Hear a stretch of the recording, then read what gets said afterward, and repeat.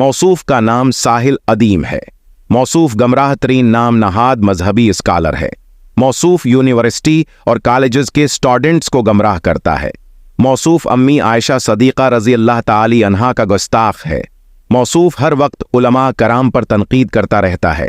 मौसूफ के नज़दीक गधा हलाल है। हाँ बिल्कुल, मौसूफ गधे को हलाल कहना वाला मोटिवेशनल स्पीकर है।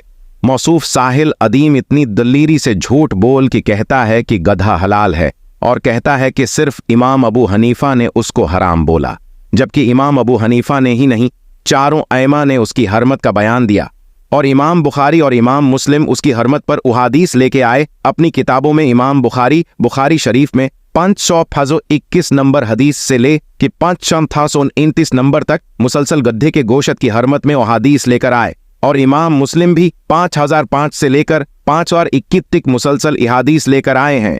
कभी ये मौसूफ अकीदा तौहीद पर बात करता नजर आता है, कभी किसी मौजूआ पर, और नौजवान नस्ल कर गमराह करने पर लगा हुआ है।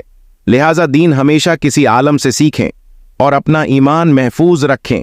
नाम नहाद मजहबी स्कॉलर्स को बेनकाब करने के लिए हमारा साथ दीजिए। इस पोस्ट को शेयर कीजिए।